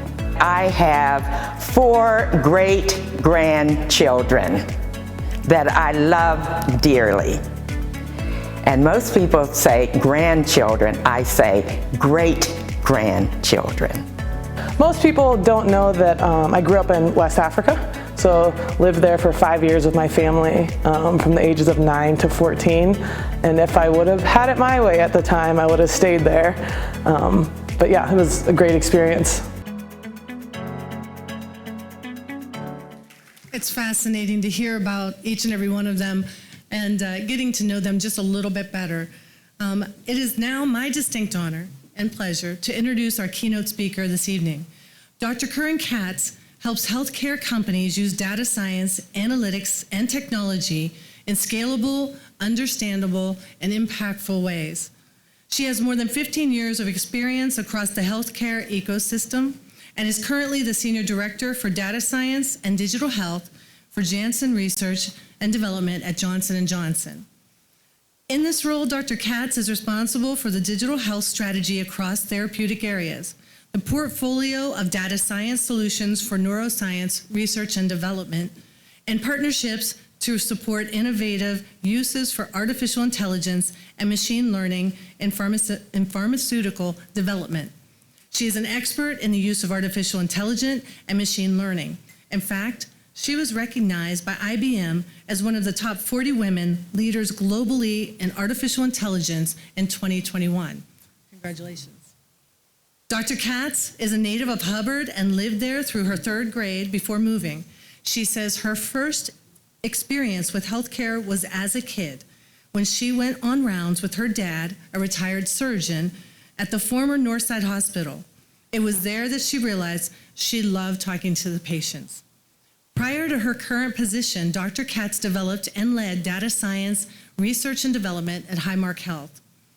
She also led innovative initiatives in healthcare and research settings in the US and Europe, including Mount Sinai Beth Israel Medical Center Development of Biological Psychiatry, Harvard Laboratory for Developmental Studies, Humboldt University of Berlin, and the University of Pittsburgh School of Medicine. Dr. Katz received her PhD in cognitive neuroscience from Humboldt University of Berlin, a master's degree from Harvard University, and an undergraduate degree from New York University. Now she lives in New Jersey, and in her free time, she enjoys camping, reading, biking, riding horses. Fun fact, by the way, Dr. Katz has spent a lot of riding horses competitively, and actually, she's fondly recalled that their first horse that she ever showed was at Canfield Fair. That's amazing. In the lead line class where she was 2 years old. But she said she fell asleep on the pony as she was doing the class. So ladies and gentlemen, give a warm Valley welcome to Dr. Curran Katz.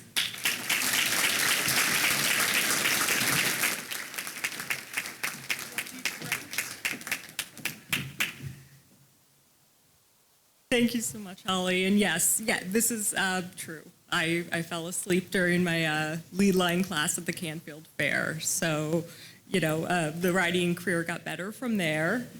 But it was nap time, and I guess I just wasn't quite ready for the competition. So didn't win that one. But thank you so much for having me. It is such an honor to be here. And I've got to say, following all of the nominees, I am now a bit nervous. Wow, these are some incredibly, incredibly accomplished women, and it's just amazing the things that you've been doing in the communities for your companies. Truly impressive. So, when I was asked to speak here, first they said, "Oh, do you need slides?" And no, we want to hear your story. And being from Youngstown, your childhood, what inspired you? And full disclosure, I was not a very good student while I was here as a kid. I went to the JCC, and I don't know educational records. I'm a data person. Who knows what's out there? I started kindergarten a year late because I didn't learn the alphabet. I mean, I knew the letters, but I wouldn't learn them in order because I just didn't think it made sense. So, added an extra year, but I guess it worked out because I've enjoyed school since then. But thank you for having me, despite my rocky start in the riding world and the academic world in this area. But I'm thrilled to be here. So as Holly mentioned, my family and being in Youngstown has been a big part of what has inspired me and motivated me to want to solve problems in healthcare, and that's what I do with data science, and that's what motivates me every day. So yes, as a child, I went with my dad on rounds at Northside Hospital. And for the women who are, busy and looking for things to do with your kids creatively just to kind of buy some time, these parenting choices that I don't know, maybe today would be completely inappropriate because I was told to go wait in color and I wandered around a hospital. But, it was an inspiration to me. So you never know. Take your kids to work, just do these creative things, and it works out well in the end. Although I'm sure he was just trying to figure out what to do with me at the time. But it was a huge inspiration, and seeing healthcare and thinking about it, even at that age, I guess I was just thinking, I didn't know how I might solve anything in healthcare, and I didn't know that data would be the way I wanted to approach that. But it got me thinking and wondering and observing and seeing the patients who I wanted to help, and I saw my dad helping, and I saw so many people helping. And people also ask, as a woman in data science, and there are not a lot of women in data science, I think it's 18%, 20% max overall in the whole field. We're not even talking in leadership, so it's still an area where we need more women. People ask, did you think about that? Were you worried about that? The first part of that is when I see a problem and I see a challenge, and an important one, and as I'm sure the women here today do, you're just focused on where you want to go and solving that, right? But also my mom, who I've talked to a lot of you here this evening, she was the first female partner in her law firm, and that was here in Youngstown. So this is a community that has been promoting women, and there have been opportunities for a long time. So that is pretty exciting. But growing up with her, I had this great example of what women can do. And I also had someone who made me support what I was saying with data, with facts, with a good argument. Now, I am not the legal brain, that's my brother, but it helped me as a scientist, and that's what I went on to do. But as I've talked to people, and I've had the best conversations with people here, and I hope I can keep this short just to buy maybe a few more minutes of chatting with some of you, because it's been absolutely inspiring. But what I've heard, and what I've heard throughout successful people's lives, I'm sure some of you, some of this comes about through challenge, right? Things don't work out perfectly, or you're in an odd space and you have to find a solution. Holly was telling me about the quad sinks and the pandemic, and the pandemic pushed so many innovative solutions. As was mentioned, I did a PhD in Germany, and that was inspired by needing hip surgery and having, how am I going to get this covered in the US? And the person who was doing a lot of these surgeries was in Europe, in Paris. And so I looked at the situation and said, well, I'm a scientist. Science is international. I guess I can kind of make this a win. And it wasn't the worst thing. It was a fixable condition, but I can make this win by combining science, getting a PhD, living in Europe, and getting these surgeries covered, and being part of seeing the European healthcare system. So it was a very odd way to end up there, and one of those things that I think it's never a smooth path, and it's not always an expected path, but it was a great opportunity. I did brain imaging research. I saw a ton of data and just fell in love with it even more. So when I finished, and I came to Pittsburgh actually for a postdoc, and and heard all about the Pittsburgh Youngstown debates, which I'm still, I don't know, Pittsburgh has some beliefs about the cookie table at weddings and who started it, and they tried to convince me of that, and they still keep trying. They're really insistent about this sensitive topic. But it was great to be there, and that's where I started my kind of career in healthcare and data science, and using data to solve challenges in healthcare.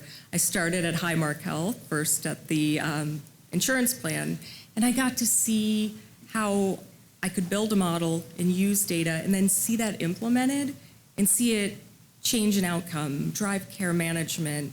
And it went from there. I then moved into a leadership role at the parent company.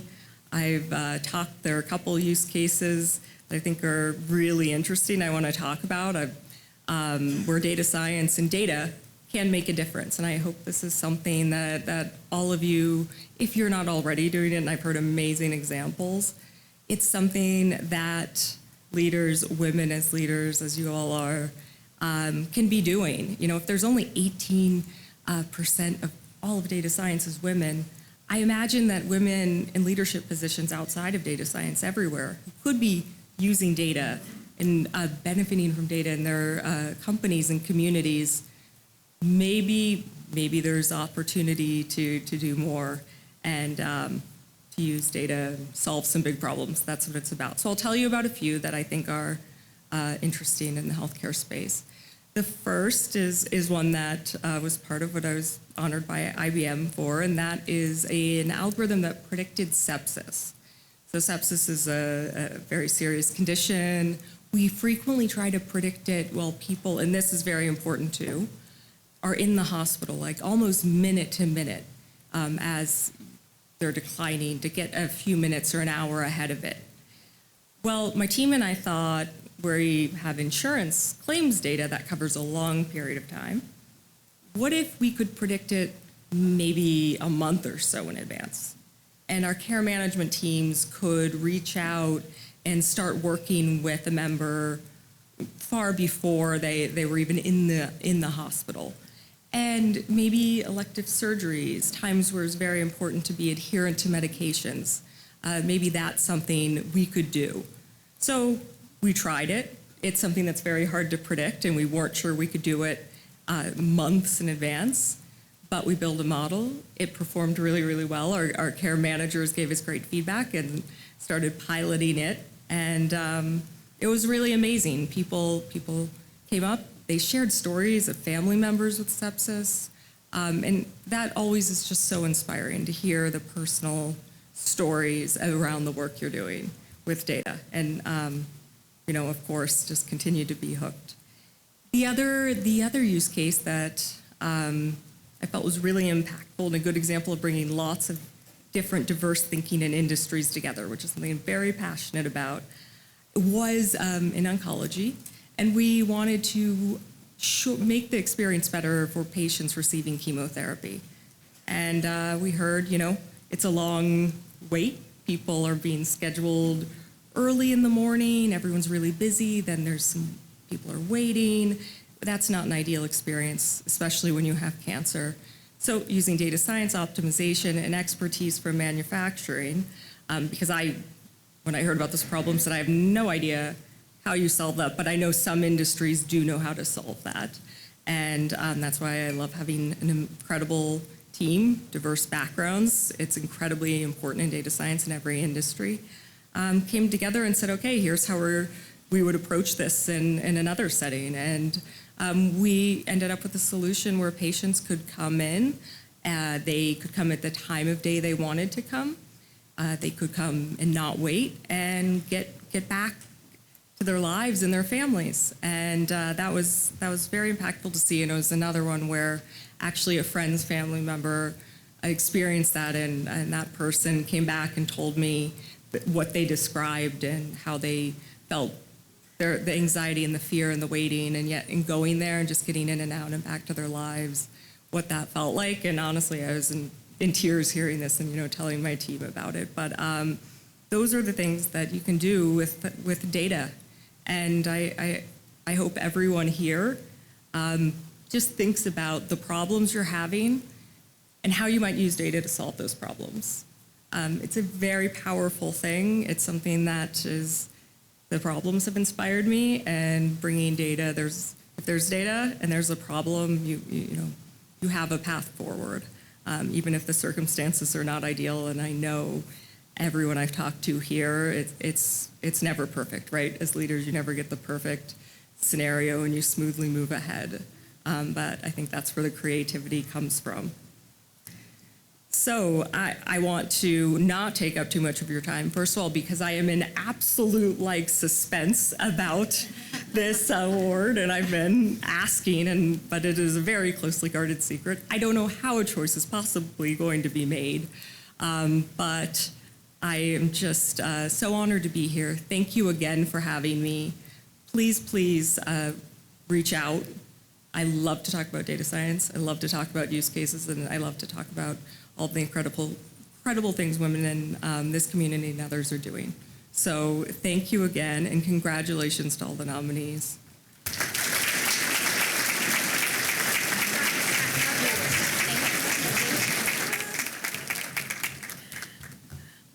Thank you, Dr. Katz, for speaking to us this evening, for sharing your life story that began in the Valley, for celebrating the women here tonight, and for continuing to serve as an inspiration to us all.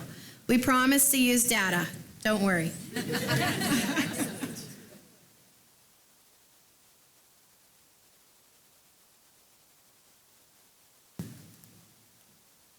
One more round of applause for Dr. Katz.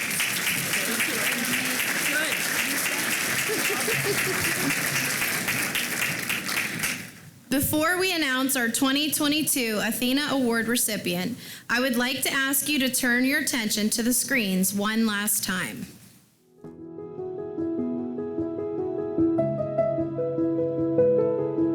My best advice is to take time to know yourself. Take that quiet time, whether it's a walk in the woods, running, yoga, meditation, whatever it takes to be alone with the voice in your head. There's going to be a lot that you're asked to do in your personal and professional life, and a lot of decisions you'll have to make that aren't necessarily going to be the easiest or the most socially acceptable.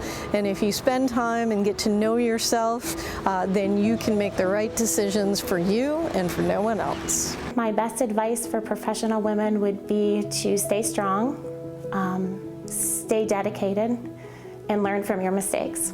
If you want to see change around you, be the change. Be the catalyst for change. And as you travel through your own personal journey, stop and turn around and enjoy the view. Don't apologize. Unless you really think you've done something wrong, don't apologize. Be confident, even if you're not feeling confident. Don't focus your energy on things you can't control. You know, listen, always listen. And most of all, just be true to yourself. That word professional can take on a completely different meaning in so many different rooms. And being a professional just simply means being comfortable with the information that you're sharing, being comfortable in your own skin, and standing up for what you believe in. And it goes beyond just a job. It goes into the kind of person that you are when you wake up in the morning to when you go to bed at night. And if you can walk that walk and talk that talk all the way through without feeling like you're pretending, chances are good, professional, non-professional, however that comes across is authentic. So I would like to tell people to take the word professional out of that and replace it with authentic and being real. And as long as you're real and authentic with whatever it is that you bring to the table, that is going to get you through every door, over every hurdle from here to kingdom come. My best advice would be to know that your journey will be different, but to stay encouraged, to always bring others with you while you're climbing, to bring someone with you to the table, to make sure that they too are right alongside. Raise your voice, but deep down inside, make sure you take care of yourself. Follow your passion, and don't be afraid to get outside of your comfort zone. If you're not outside your comfort zone, then you're not growing. I would say one thing is be patient. That's something that's not necessarily my strong suit, but I'm learning every year I get older. Not to be afraid to be bold and be yourself and chase after what you want. It's okay to say no. It's okay to put what you want first and to go after what you always thought you would strive to be and where you would go. My best advice is probably not to make life and work a trade-off. Enjoy what you do and do it well. I think that you shouldn't have to give up that personal life to have a great professional life, as long as it brings you joy. My best advice is to have confidence. It's really difficult to let other people get you down and think rejection and those things, but just get up, dust yourself off, and keep going. Never get complacent. educate, learn, surround yourself with like-minded people. Whether it's your mind, your body, or your soul, you can never stop learning and growing. Be a listener instead of a talker when you're in a place where you can clearly tell that there are people that you can learn from, and that's almost any situation. So definitely having the confidence to speak up when you're in the right situations, but also being intelligent enough to know when it's better to listen instead. So that's proved wildly successful for me, and I hope to continue to be successful in that way. The best advice I think that I could give right now is to know that there's no limits.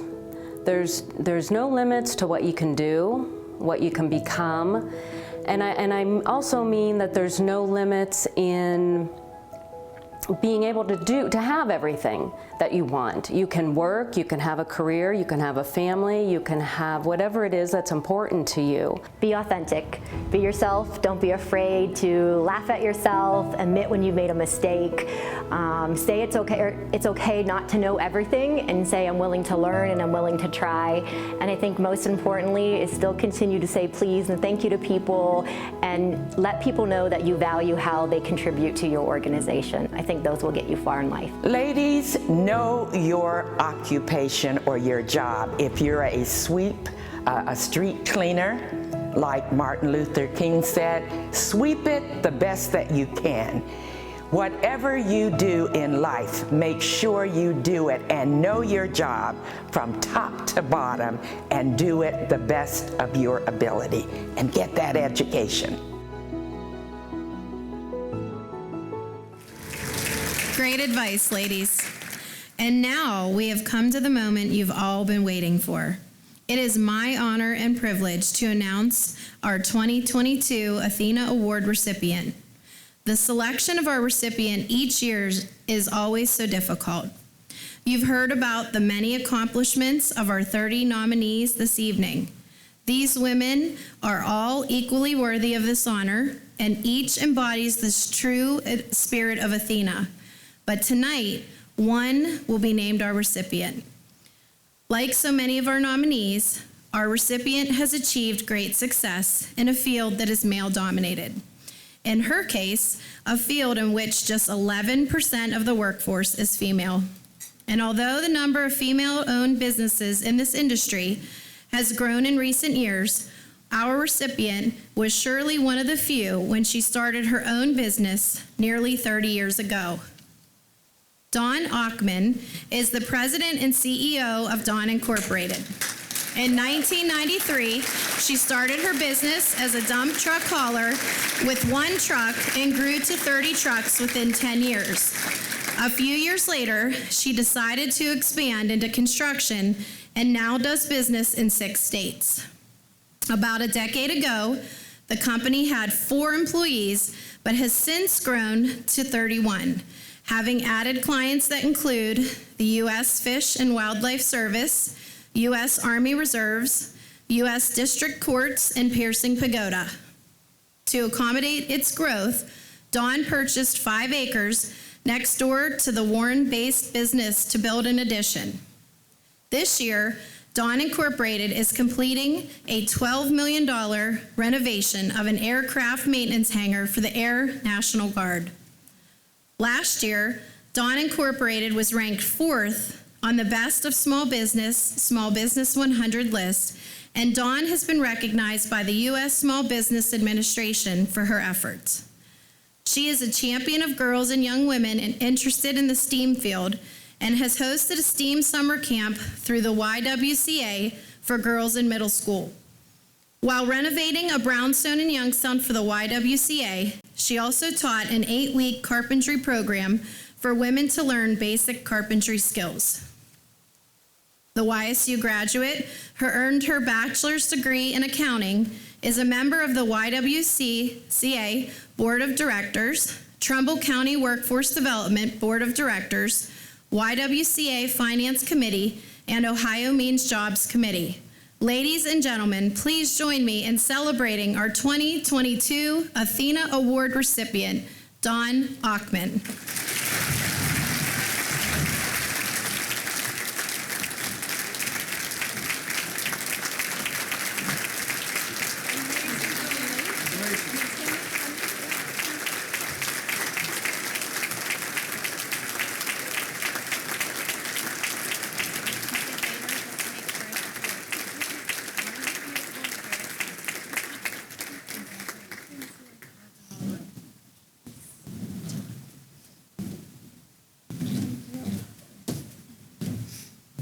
heavy. I need to work out. Well, I was warned. I had to have my speech prepared. But again, never thought. Thank you, Ashley Sweepus, for the nomination. Thank you, Chamber Vindicator. I am quite speechless right now. My family for traveling and all over. It's very much an honor. And thank you.